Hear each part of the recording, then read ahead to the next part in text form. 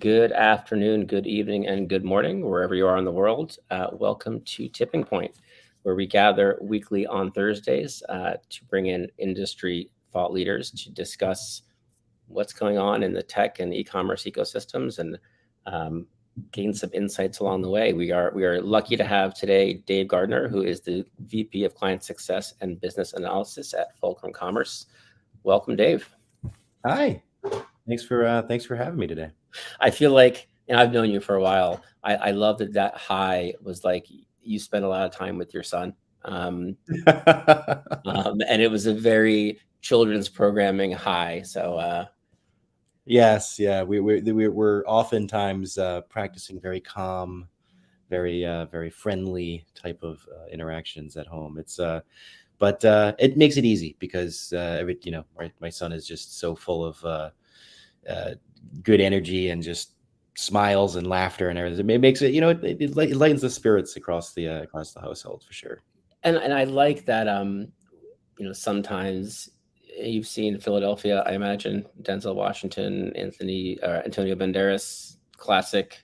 If you Philadelphia. haven't, Denzel Washington plays a lawyer. He's defending, or he's working with the Tom Hanks character, and he would go into court and he would say, progressively getting lower. He'd say, "Explain it to me like I'm a 10-year-old."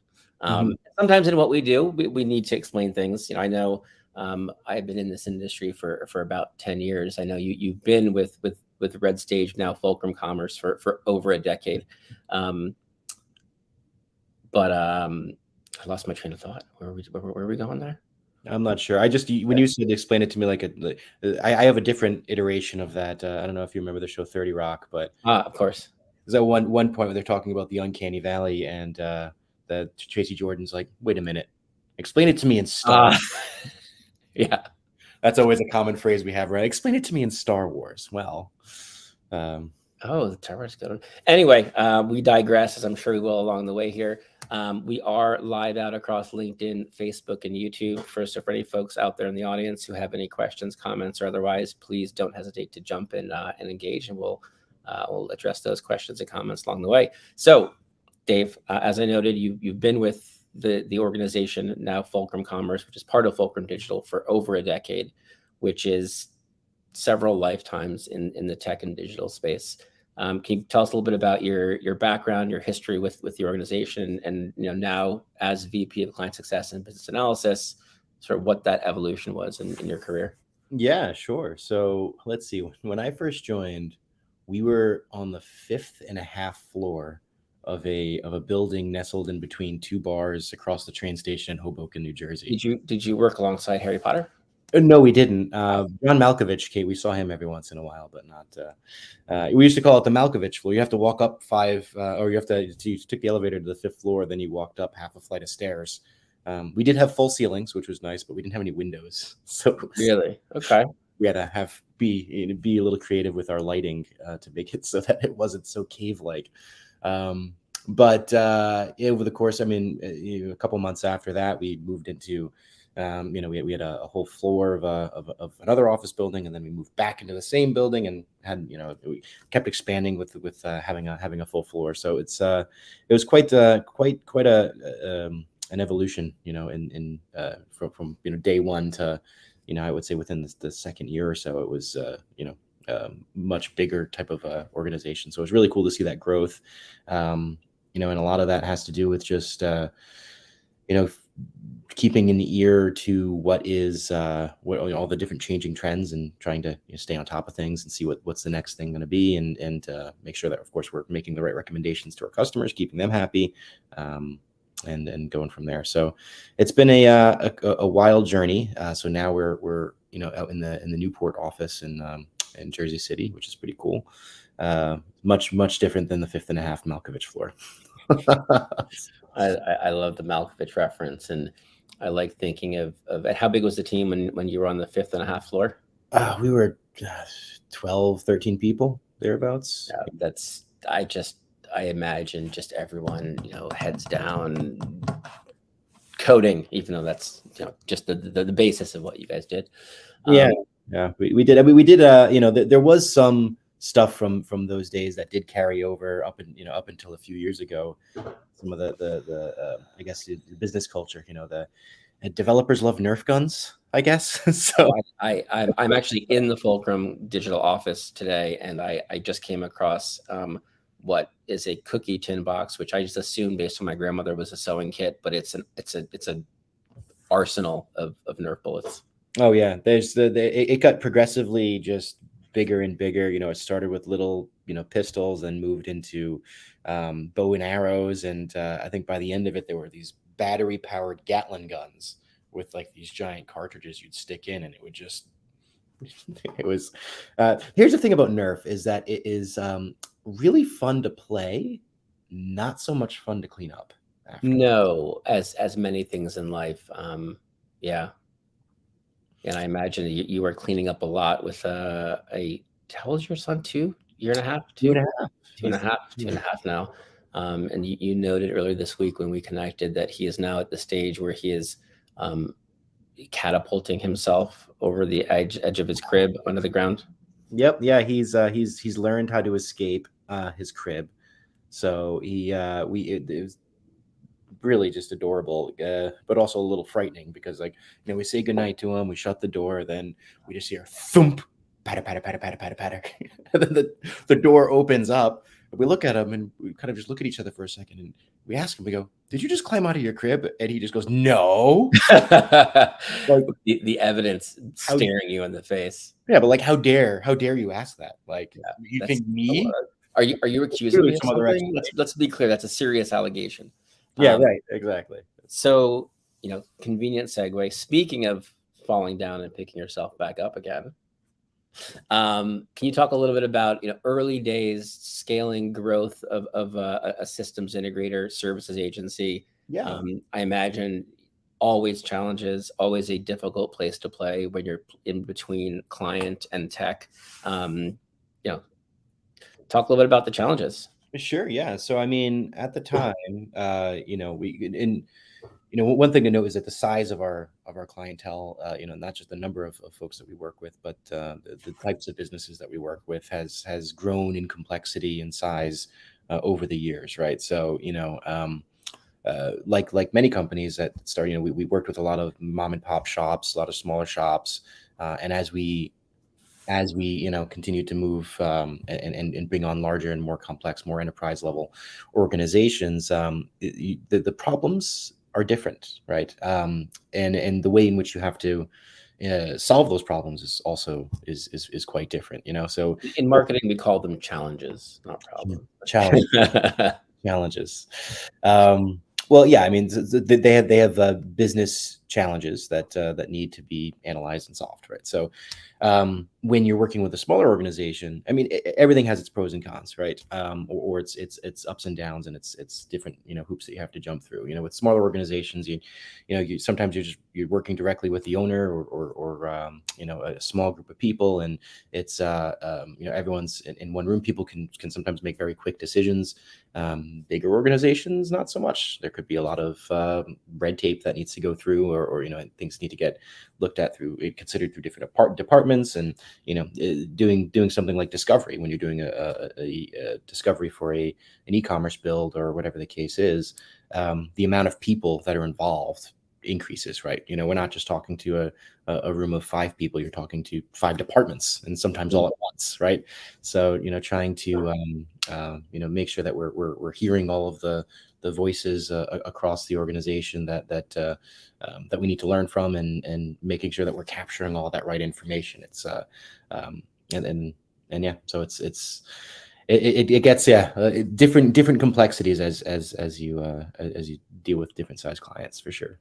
So as you grew within the organization, as most small fledgling and growing services companies do, you've worn a lot of hats across the org over the and I'll keep emphasizing, as we chatted earlier, the decade plus that you've been with the org, and you'd moved into a business analysis, business analyst role.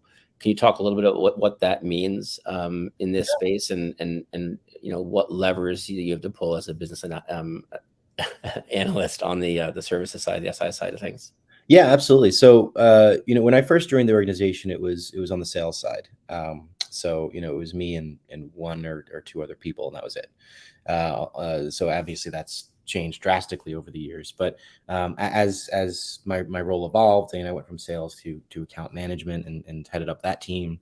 And when you're in this industry for long enough, and you see, and when you're at the same company for some time, you really start to learn both sides of things, both the sales and the delivery piece. And so I was looking at it, and at my core, what really gets me excited is solving problems, right?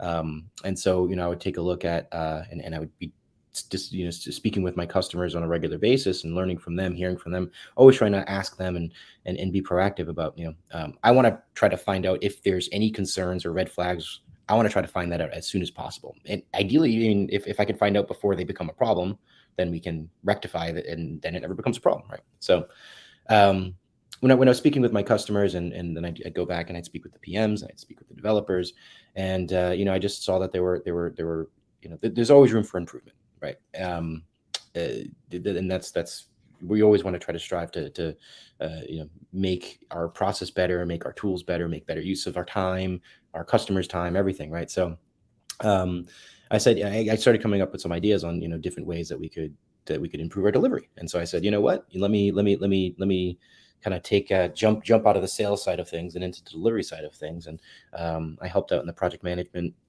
department for a little while. And then I built out our business analysis department, because we had this idea of we need business analysis, but what does that mean? And it was sort of an idea. So we hired some BAs, and we said, all right, let's give this a go. So I came in and I gave that a lot of structure, and I started building around the process around it. Business analysis is kind of a funny term, because I think every organization uses them a little bit differently and defines the role a little bit differently. I think one time I looked up the role, like what does it mean to be a business analysis? And the definition's like someone who does business analysis. Okay, great, wonderful. So wait, you can't use the word in the definition. That was sort of the rule I learned growing up. Yeah, exactly. So it's like this. What does that mean? So what is it? Dividing by zero or something, or dividing by zero. Used to explode calculators. Yeah, it's a recursive. I don't know. Like it's the definition reference infinite loop. The thing itself, which references the definition. Yeah. So it's wild. But what is business analysis? Business analysis is really just about we're sort of we have we're listeners, right? We have to make sure that we really have a good ear for understanding people's problems, what the business issues are, but we're also storytellers, right? Because at the end of the day, we need to understand what the customer's needs are, and then we need to weave a story and say, okay, well, based on what we've discovered, and based on all the conversations we've had with all the interviews we've had with the stakeholders, what we need to put that into a format that the customer understands and is structured in such a way that frames all of their business issues in a way that that we can eventually tackle, right? And then we convert all of that stuff into into an action plan, right? Into what we call through our solution definition process, and that can be in the form of user stories or whatever the case is, and and we need to tell the story to the development team and to anyone who's going to be building the actual solution, right? And in a way that they understand, so that they can then correctly build the thing, right? Whatever that solution is, whether that's an extension or an integration or new e-commerce site, whatever the case is, and not only that they can build it correctly, but that they're building it for the right reasons, right? That they're tying, okay, there's this functionality that's needed, and the reason why that's needed is because of this. Because without understanding the reasoning, you can look at a piece of paper and say, all right, this is a list of tasks I need to do. And if you don't really fully understand why those things are being done, you could be implementing the completely wrong thing for the customer, right? Because everyone has their own preconceived notions about what is best practice or what is standard, right? Best practice. I love that term in tech. Yeah. An ambiguous term that's arbitrarily defined, best practice, but Right. I mean, the way that we kind of look at best practices, we always want to root our decisions in data, right, and in Yeah. good decision making, right. So if what we consider best practice is something that works most of the time, right, there's never going to be a silver bullet that's always going to work for every occasion, right. But that's why you have to look at the industry, you have to look at the customers, even within the same industry. You have competitors have to do things in a little bit different way for their customer base, whatever's going to be right for them. There's no one size fits all. And I think that's why it's so important to really, get an understanding of why someone's trying to achieve something so that you can then root it back and say, all right, well, how is that going to impact their customers, or how is that going to impact the internal stakeholders? Yeah. And along the way, I imagine and I'm oversimplifying, I'm an analogy metaphor person. I liken that to you're on, say, Amazon, and you go through and this is your wish list of things that you want, and you might add it to your cart, but when you get to checkout, you actually have to decide what you're buying, right? Mhm. So as much as we look through this wide lens at the business and at the market, and we can all say this is my blue skies, these are all the things I want to do that I think will be great to do. How do you then take that top of funnel list of wish list, and then look at budget, look at ROI, and figure out in what order to tackle those initiatives? Yeah, absolutely. Prioritization is so very important. Everything that we identify, we want to have a priority, right? Is this something that we need for MVP, right? As if at the launch, right, is this something that we can't live without and absolutely must? That has the top priority. And then we start looking at some other stuff and saying, okay, well, are these things that we would really delay a launch for, right? Would we say, no, sorry, we can't launch. We don't have this this module on our homepage that does gamification of promotions, or whatever the case is, right? So and well, and everyone has their own ideas of what's important, right? And even different industries or different companies have different ideas of what's important. And what we found is different um, industries prioritize different things. Different types of companies prioritize different types of things. So just because this is a priority one for this company doesn't mean it's going to be a priority one for every company. Yeah. And as you're going through that process, and I imagine you are working in large part with onboarding and working with ongoing client projects.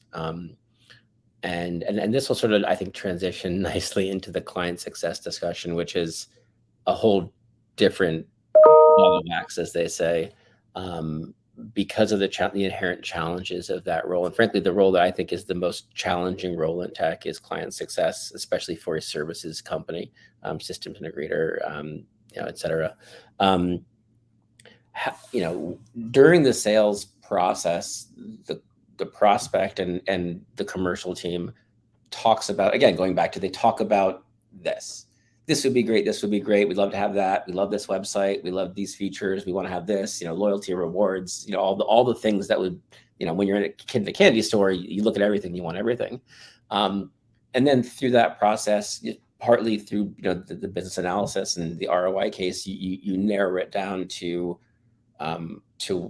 what's in the scope of work, right? You need at some point a defined scope of work, whether you're going through sort of a discovery engagement that then leads to an SOW. And then you hit this sort of this point where you narrow it down to what's in the scope, and then you cross over the starting line, and then it kind of goes like this again, right? This is things that were discussed early on in the process that may not have been included in the actual scope of work, then either may become priorities, or there's the perception that it's part of this because it was discussed, and it's only so much you can write in a document to define what the scope is. How do you navigate that, both from a business analyst standpoint and then sort of transitioning into your role in client success? Those are tricky waters. Yeah. I mean, I think it all has to do with communication and expectation setting, right? And at the beginning, right, one of the very first discovery workshop that we do, we talk about a couple of concepts that we employ. We've got a concept called the parking lot, right? So anytime that we're having a conversation that has a topic, we want to try to stay on topic, right? When we have an agenda, we want to get through that agenda. And if something comes up that's not part of that agenda, we say, all right, well, let's stick that in the parking lot. We'll, if we have time at the end of the meeting, cool, great. We'll get back to it. If not, we'll make sure it's, it's an important topic. We'll make sure that it gets addressed. If it's not already part of a future agenda, we'll make sure it's part of one, right? So that we don't drop the ball, but it helps us stay on task. We have this concept called Elmo, and it's not the red furry monster that my son quite likes on Sesame Street. It's an acronym, stands for Enough, Let's Move On, right? And this is something that we tell everybody that whoever's on the call, whether they're on the client side or on our side, we say, listen, let's anytime that we feel anyone on the call feels like we've really thoroughly addressed a topic, someone can raise their hand and say, I'm going to call Elmo on this, and let's just move on. Like that way it keeps the cadence of the conversation going smoothly. And then we talk about scope. What is scope, right? What and how do we classify scope?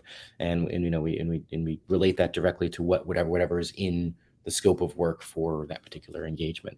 And we talk right up front, like there is going to be change, right? There's no way that everything in this SOW is exactly in everything that you need, because sometimes needs change, or throughout the course of a project, technology changes, updates, trends change, whatever the case is. We want to make sure that whatever we're delivering at the end of a project is what you need at that time, right?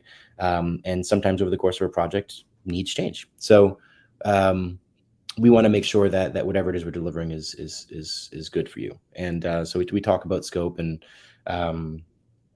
we want to and we talk about change, and we say, listen, you hired us to make change.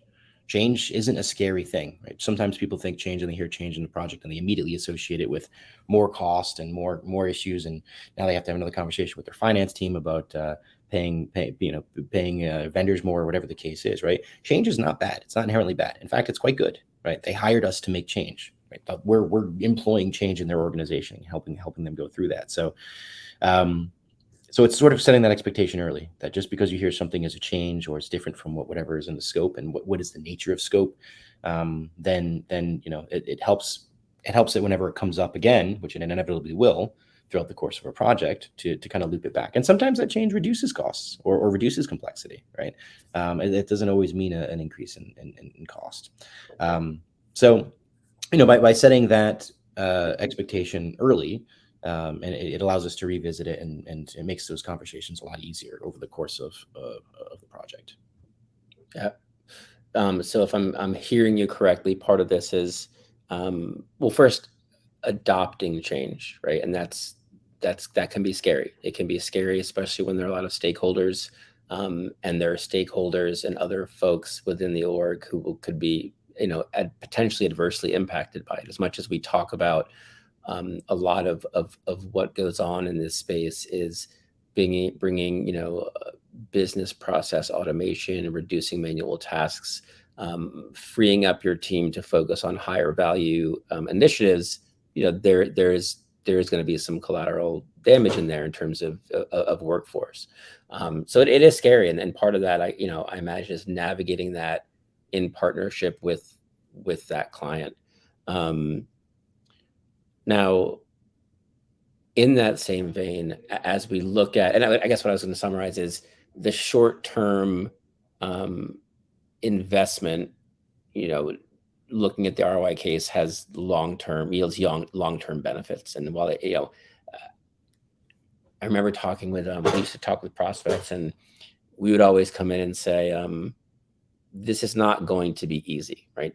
This is not easy for anybody. There are challenges. There are things that you don't know going in, hence the need for that upfront discovery to see, what's under the hood, right? You can hear the sound as a mechanic and go, oh, I think it's this. Then you pop the hood open and it's a whole different situation. So part of that is navigating that together. So can you talk a little bit about, how you view client success versus account management? It's an area certainly in the services space and the systems integration space that there are a lot of different opinions on. what that looks like and how you manage client expectations and what that team does. Sure. Yeah. I mean, I think it kind of comes down to helping people solve problems, right? And making sure that the value that they're getting the right value from whatever it is that we're building for them, right? Or whatever services we're providing. You always want to make sure that that at the end of the day, what we're delivering is the best impact, is having the best impact on their organization. Because if it doesn't, right, we become successful together, right? So if we're not careful, even though we might be saying and executing exactly what they say, so they may give us a list of 20 things, we do those 20 things. But again, if we're not right asking the right questions and figuring out if it's really solving the business problem, then and it ends up failing, right? That doesn't help anybody, right? So, client success is all about solving problems and making sure that there's the right value behind whatever it is being done for the client. Well said. Well said. As you dig into the client success piece, I'm curious, are you seeing any as much as every project is unique and every client is unique, are you seeing any trends across the space when you think about areas where you play and Fulcrum Commerce and Fulcrum Digital across AI, machine learning, and cybersecurity and accessibility, and this is when we think about this space, as they say, design and dev is kind of table stakes. So where are you seeing the engagement across the client base? Yeah, sure. So I mean, I think at its core, successful layout or a successful store is going to make things it needs to make things as easy as possible for the customer, right? You want to put whatever it is they're looking for, whether they know what that is at that moment or not. You want to get that in front of them as quickly as possible, and as painlessly as possible, right? So, part of that is just in the layout and making sure that things are following. There's a term again, best practices, in terms of layout. But I mean, think about it. There's a lot of things that you do probably very instinctually when you get it. If you've never seen a site before and you go on a site, and you want to log into your account, where do you think to go, right? Top right corner. Bingo. Top right, right? And if you go to the top right and it's there, cool, you click on it and you get into your account. If it's not there, what do? You get frustrated. I might do what's apparently called rage clicking. That's an actual term where you expect to be able to click on something and it doesn't. It's like the equivalent of pressing the elevator button and it's taking a long time, so you keep pressing it, thinking it's going to make the elevator go quicker. But yeah. Yeah, or if you ever played Mike Tyson's Punch Out on the NES, it's hitting the select button as many times as you can because I think it's gonna keep the. Anyway, no, I play. I never beat it. Never got to the end. But that's one of my favorites. I've beaten that countless times. So it's and anyway, so yeah, you know exactly where to go, right? So you're gonna really upset the customer or the shopper if you don't put things where they expect them to be, and that's typically why you might see there might be some new technologies or trends that are emerging in content sites that you won't see being implemented into the general e-commerce ecosystems for a little bit of time, right? Because you want people to be used to something, right? When you want someone to take an action, you want it to be, we call it trying to get them to shop autopilot, right? You don't want them to have to do any conscious thinking. The more thinking that they have to do, the more time they have to question whether or not they want to do it, right? And that applies to whatever action you want them to take on your site, whether that's adding to cart and ultimately purchasing, or signing up for a newsletter subscription, or whatever the case is, creating an account, right? You want to make it as seamless as possible. So that's at the core of what makes a good e-commerce experience is making things as seamless and as intuitive as possible. and delivering things to customers as quickly as possible, right? So if one of the things I always see is cause sometimes folks will hide their search bars or will make their search bars very, very, very small, and I always ask myself why is that, right? If someone's using, you want to encourage people to use the search bar, because people who use the search are already further along in the buying process. They already have this idea in their head of what it is they want to purchase, right? Mhm. They putting that into word form and giving it to you. As my mom would say, a targeted strike. Yeah, it's our target area.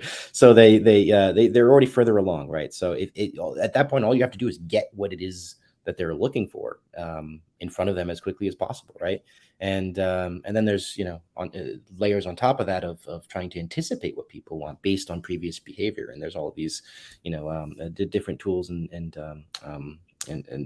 services out there that will do personalization, and will look at your behavior or customers behavior of customers like you based on certain metrics, and we'll try to anticipate what it is that you're trying to go to, or what it is you're trying to look for, or purchase, or whatever the case is. So and getting that right is hard, but it's well worth it. Getting it wrong can have some negative impacts, right? If especially, like, let's say if someone's on a site looking for something, and they leave, and then they get an email saying, "Hey, are these products good for you?" And it's completely missing the mark. Then they're gonna kind of raise their eyebrows and say, "I don't know if this site's for me," right? But if you send that email that says, "Hey, are these products kind of what you're looking for? Are these of interest to you?" And it's really close to or what they want, or it's something that they didn't even know that they wanted, but it's right, it matches up with what their wants and needs are, then you got them, right? You're gonna have much higher conversion rates if you can anticipate that stuff. Yeah, I think certainly with the sheer number of martech and fintech out there, there's an infinite number. I guess not infinite because it is defined, but you can spend money a lot of places. And the idea of, well, let's make sure what we're tacking on new tech may not fix it may not address the challenge. So how do you address that within what you've got to, as they another term that's optimize the experience? Where are you seeing folks investing? I think we touched on earlier, before we went live, accessibility is certainly top of mind for a lot of folks out there. Can you talk a little bit about what that means, and the benefits, the risks, et cetera? Yeah. I mean, there's it's an important topic, right? Because you want to make sure that whatever you're putting out there, and it's representing your brand, and you want it to be as accessible as possible to anybody who wants to go there, right? It's the equivalent of if you have a brick and mortar store, right, and you want to make sure that people can come in and out regardless of how they're able to be mobile, right? So you want to make sure that there's ramps and there's railings and all that kind of stuff. So the same applies to your online store, right? It's just you're not building something physical. You're just making it easier for screen readers to go through and identify and help people who may have blindness, or in wherever they are in the spectrum of blindness, whether that's color blindness or full blindness, partial blindness. You want to make sure that they have the ability to easily navigate your site and to know where things are. So this is why it's super important that you have right meta information, meta descriptions, and that when a screen reader goes through and reads and looks at an image, that that the description for that image is accurate, right? So that they can have a good sense of what those images are without being able to see them. And there's some and then there's some people go and take it steps further, and they have this whole like hidden universe within their website of content and of things that are specifically geared towards folks with who have blindness, or who are using one of these screen readers, or what have you. So it's an interesting topic, and it's something that people don't necessarily always think of top of mind, right? When they're building a website, they may think of SEO and site speed and email marketing, but they may not think about how is this going to impact my customers, my shoppers who are impaired in some way. So you got part of this is ensuring that the widest audience has the ability to use your digital property. Certainly, there's another side of it, which is sort of the liability side of things. That it's really top of news, top of mind for a lot of folks. You talk about what's going on in that landscape right now. Yeah. I mean, so this really started to become a hot topic a few years ago. There was these law firms that were going off and suing e-commerce companies on behalf of their clients, right? Because they weren't meeting specific guidelines. So from a legal standpoint, you need to make sure that you're covering your bases, right? And everyone has a different strategy on how to do this. And we are not lawyers, so we cannot give legal information or legal right. So I want to make that very clear. But it is, you need to make sure that you're following certain guidelines. And unfortunately, the guidelines aren't really meant for modern technologies, specific, and certainly not modern e-commerce. In terms of how people are interacting with the site or how sites work and function and everything and are delivered to shoppers. So it's a bit tricky. And I think that I hope in the process of revising these guidelines and adapting them, making them clearer, making them more, and this is sort of part of the process working, right? Where we have something that's kind of vague, has good intent, right? We want to make sure that everyone can access the site, but it's not kept modernized or it's not fully clear. And so you have these law firms that go and will sue on behalf, and whether or not the intent of whether or not this was even something on the radar of the e-commerce shop, and if it's something that they really care about or actively while they were building the site or in part of their requirements or whatever the case is, then it doesn't matter, right? These law firms are going to go after Yeah, so you're talking about ADA, which is the Americans with Disabilities Act, in conjunction with what is commonly referred to as WCAG, or the Web Content Accessibility Guidelines, which is currently on, I believe, version 2.1 with 2.2 in the works, with the TBD release date, as it were. And then, obviously a priority, and should be a priority for a number of reasons there. Switching gears a little bit and talking about 3D modeling, augmented reality, artificial intelligence, machine learning. Obviously there's a tremendous amount of hype around OpenAI's ChatGPT and other, large scale big data models leveraging, machine learning. Talk to us a little bit about what's going on in that world. This is going to be really... And sorry, Dave, before we get back into that, just a reminder, sort of level set. This is Tipping Point. I am your host, Andrew Potkowitz. We're here with Dave Gardner, who is the VP of Client Success and Business Analysis at Fulcrum Commerce.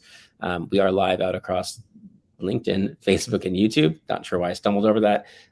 Feel free to engage, ask questions, and we will share along the way and discuss. So kicking it back to Dave on the creative and the AI machine learning front.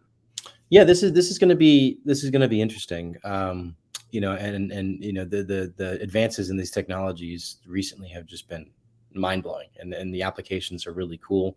Also a little scary in some instances, but I think in terms of how it can be applied for e-commerce, there's a whole number of ways, right, that it could. I think what we really need to keep an attention to is what is Google going to care about, right? Are they going and how are they going to adapt their policies and how they evaluate sites? Are they going to ding sites that have content created by AI, right? Are they going to penalize that, or are they going to allow it and not really care and just view it as original content? Or same thing with imagery, right? How are they going to look at that? I mean, you saw the backlash that there's a new show on Disney Plus for Marvel Studios, the new Secret Invasion show, right? Okay. I think just had its finale yesterday or something. No But spoilers, please. Keep it, no keep spoilers. it close to the vest. I am very adamant about no spoilers. I don't even watch trailers for things. I'm just like, if I know I'm going to see it, I'll just go see it. I like to be surprised. But yeah, but their opening credits for that show, they were getting backlash for using AI to create the imagery for it, and said, hey, well, you know what? It wasn't fully made by AI. We still had a team of creative people that used it as a tool, right? It's just another tool, and Right. when used correctly, like any other tool, then you still need people. A hammer isn't going to nail a nail into a board. I don't know. I'm not handy at all. So Yeah, not no, at all the analogy, the metaphor. yeah, to do whatever a hammer does. And it's not going to do it by, you still need a skilled carpenter in order to, build something, right? Right. Same thing, this isn't going to be replacing artists or writers or anything like that. You still need talented people to use the tool to get the best results. So they came out and said we still had a team, right? And it was still, they looked at the output and they worked with AI, and it was, and they, eventually was AI used to create this? Yes, it was. But was it, did we just put it through AI and have it do it and call it a day? No, absolutely not. There was still a good amount of creative people involved in that, and it was just almost as pretty. It was pretty much no difference between creating that opening sequence and any other opening sequences for their own shows. So yeah, I think it's going to be interesting to see what comes out of this, how it's being regulated, both by from a legal standpoint as well as from Google, right?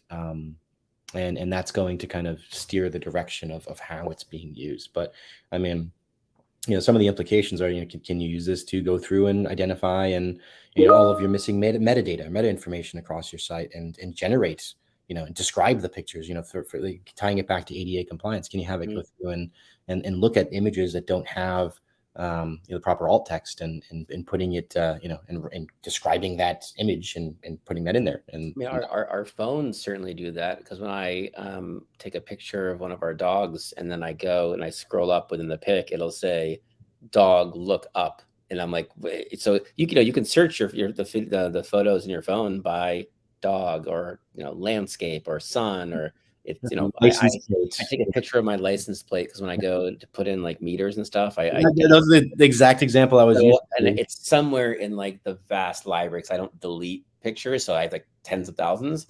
I just search license plate, and like it finds it. So it's pretty remarkable. And certainly when it comes to, irrespective of the argument of it, our machines replacing people kind of thing, in terms of user experience and doing things and getting things done, especially on websites that, it's not that there's not a desire to do it, but if you look out across, the technical SEO, and the accessibility of websites, so many are dramatically behind. So it's not that it's replacing people who are doing it; it's that in a lot of cases it'll help close the gap between stuff that's not getting done and getting it done. Which is, I think, a very compelling use case for a lot of this AI and ML technology, to close that gap between where we are and where we should be. Right. And just like, that's a really good point, right? Because there's a lot of things that, if you thought of all the things that you could be doing on your site, and we talk to customers all the time, and they've got a giant backlog of all these wish list items, right? We talked about earlier how you have the requirement, all of the wish list stuff, and then you whittle it down, and then you say you prioritize it, and and then you eventually are creating a backlog for once you do release your site. What's the stage 2, stage 3, stage 4 look like? We talked about constant improvement, right? And you never want to just release something and let it be, right? Because then it's going to become very stagnant very fast. You talked earlier about how a decade is in many lifetimes in the tech industry, right? So if you just put something out there and just let it be, and you expect it to perform as well next year as it is this year without any changes, you're going to be sorely mistaken, right? Because you're going to be falling behind and not taking advantage of all this stuff. But my point being, most people have this giant backlog of things that they want to get done, and that's just going to continue to grow, and it's going to continue to change. So by having these types of tools, you're doing more, right? You're able to get through that backlog quicker and you're able to stay ahead or at least keep up with the curve. And that's a great point. I think that's one of the challenges in this space is there's perpetually a backlog, and the level of stress and pressure across a project team, both client side and services side, there's a direct correlation between how much is in the backlog and how anxious people get about progress that's being made. And when you have that conversation, the sort of the triangle of fast, good, cheap, as it were, and the argument that you can only have two of those things, and that still holds true. You can have fast and good, which is expensive. You can have fast and inexpensive. So this is a tool that helps really make that, reduce the size of that triangle, right? Reduce the space in between inexpensive and good, or quick and good and inexpensive. And I haven't thought about it through this lens yet. This is a conversation we often have about fast, cheap, good. AI and ML helps you achieve that more realistically, I suppose. Yeah, right. Because I mean, listen, entrepreneurs, people who really want to stay ahead, they're never not going to have a backlog. It's just going to evolve and change, right? And so if they're able to get through it quicker, awesome, right? That's not going to stop them from innovating. Yeah. Interesting. As we're heading into the home stretch here, I've been asking a lot of questions. And anything top of mind for you in this landscape, in this economy, in this market? I know that there's a focus in the B2B market. How does the things that you've talked about so far translate into B2B, which has historically been very different than the direct to consumer market? Yeah.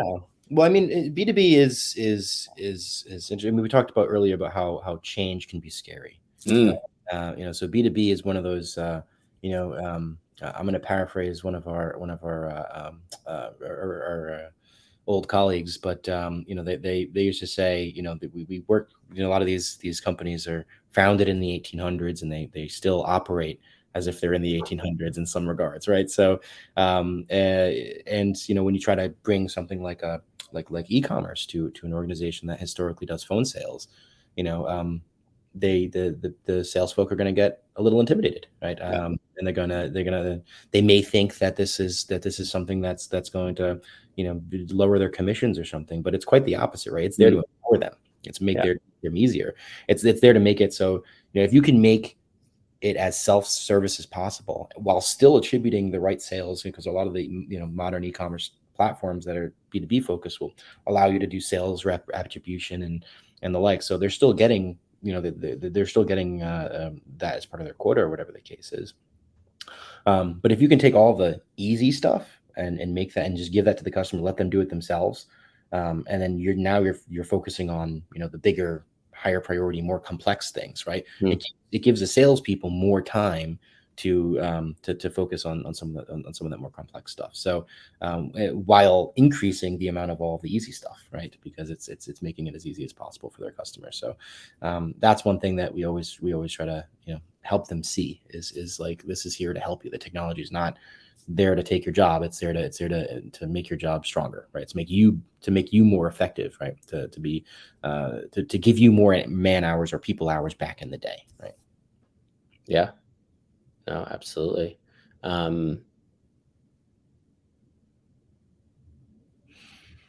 It's interesting times in the tech space. There's the speed at which the evolution is happening. Sort of the cycles are getting shorter and shorter. There is so much opportunity, and it's hard. It's hard to find the right tool for the job when there are so many tools out there to do the same job. How do you cut through that noise in working with clients and helping them build out their tech stack and understand where the value is and where to engage? Yeah. So I mean, it all comes down to understanding what their goals are, what's important to them, what's important to their customers, what's important to their customers, and so on and so forth, right? So, and you're absolutely right. I mean, there's a bunch of different tools out there, and there's not one size fits all. There's a bunch of different e-commerce platforms out there. And so, I can't tell you how many times people ask me, what's the best e-commerce platform? I say, well, what are you trying to do? What are you trying to achieve? It's, right? It's sort of like, I mean, oversimplifying, like what's the best flavor of ice cream? Right. Yeah. I mean, what one could say vanilla, because, right, while it's plain, you could make anything a la mode. Very nice. But yeah, so what is the best e-com platform, Dave? That depends. Yeah, it's really it depends on the needs, right? It's what are they trying to do? Are they B2B? Are they B2C? Are they what types of products do they do? One of the things is each of the main e-commerce platforms looks at data a little bit differently, and you think of the data in e-commerce as, you can break it into three pillars, right? There's product data, there's customer data, and there's order data, right? And they all handle these a little bit differently. Some people look at some of them look at product data, and they have they have these are the types of products you can build, and this is how we manage attributes, or whatever the case is, and every platform has its different approach to those three different pillars, right? And it based on how the company operates, and how they want to operate, and based on what type of products they're offering, based on what type of customers they have, based on how they manage orders, right? That's all going to impact what the right solution is for them, right? Where are they located in the world, and how many sites do they have? Are they multilingual? Are they multi-currency? Are they, whatever the case is? There's so many different factors that have to go into it. Many of our customers come to us and they say, "Listen, you help us decide." Right. And so we go through a full discovery process. We document all of their requirements. And then based on that, we say, all right, well, let's prioritize that. And based on what's the most important, this platform A is gonna be more of a fit for you than platforms B and C. And I'm chuckling because I'm about to hit you with the lightning round as we wrap. But I'm going to switch it up a little bit every week. Different questions, personal questions, not too personal, but leveraging the language that you were just using. I usually go with what's your favorite, but what is the best children's book? Wow. So I'm going to what is my son currently reading? So right now, is this like you're convincing yourself that it's the best one because you have to read it every night, and now like it's the best one? Yeah, I mean, there's definitely a lot of repetition, and sometimes the same book many times in one night. So it really depends. He's really digging this thing, something called Dragons Love Tacos right now. Ooh, okay. That one's pretty good. What I've come to realize is that if you can put a puppy somewhere on the page, every page of a book, and there's other stuff that's happening, if there's a puppy somewhere in that book, or some other type of animal like a mouse or something that you can always point to, then that's a good children's book, because now there's an animal to that's going to draw their attention. And what was the book that you were talking about a few months ago? It was like a 90s. It was like a hip hop. Was it 90s hip hop for kids or something? Oh, the notorious ABCs or something. It's yeah, that's great. It's like it's pretty great. There's that one. There's ABCDCs. Oh, that's good. There's that one which is like, A is for ACDC, and they're Thunderstruck, and B is for the Beatles, and they're in Yellow Submarine, and it's really, why not Beastie Boys? But that's a whole different conversation. All right, so we went on best children's book. What is the best pool accessory, or what is your favorite pool accessory? Best pool accessory. Wow. I would have so we don't have a pool, so this is hard to, but we do. But you've been in pools, and you've engaged with pool accessories. That's safe to say. I don't know. I mean, I was one of those kids that would just keep myself amused in a pool by just pretending I was Spider-Man, by hanging out, doing little. Is Spider-Man known as a As a water bug, Water bug, that's no, the word I'm looking for. not particularly. I No. believe that Aquaman might be, but Yeah, but I that's mean, let's see. although spiders sort of sit on top of water, always vigilant. But Yeah, that's true. I cannot stand on water. all right, so you are the best pool accessory. You just entertain yourself as Spider-Man.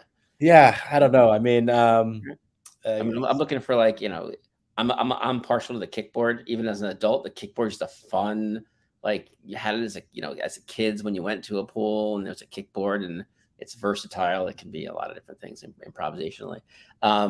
I mean, I'll say I'm gonna do volleyball net. Swimmies. Oh, okay, that's a good one. Yeah, Volleyball net with a volleyball. Otherwise, it's just you can just pretend. You can mime it as you go. that's true. And last in lightning round. Favorite type of vacation? In nature, Okay. relaxing, ideally with some bit of activity involved. We whether that's hiking or going on a kayak in the water or whatever the case is. Something that's out in nature that's nice and relaxing, or is in kind of the opposite side is the in a new city that I'm exploring and that has really good food. Because whenever in a new city, we always try to we try to limit the amount of cabs or Ubers or whatever it is we're taking. We try to walk as much as possible or take public transit to get the real lay of the land. We call it urban hiking, right? You go from and what we do, apparently we've been corrected. Jake Gilbert in our audience has the correct answer apparently for a pool accessory, and the correct answer apparently is basketball hoop. Okay, so going along with sport theme, I'm still going to go with volleyball because that everyone loves volleyball. I mean, right, so you guys can take it outside and decide on what the best pool accessory is. Anyway, really appreciate you joining. As always, great catching up. Appreciate the insights and hearing a bit more about what's sort of going on in this space. So thanks again, Dave Gardner, VP of Client Success and Business Analysis at Fulcrum Commerce and Fulcrum Digital. Thanks very much. We will see you again, same time, same day. So see you guys next week, Thursday, 4 p.m. I'm Andrew Podkowitz, your host, signing off. Have a fantastic week.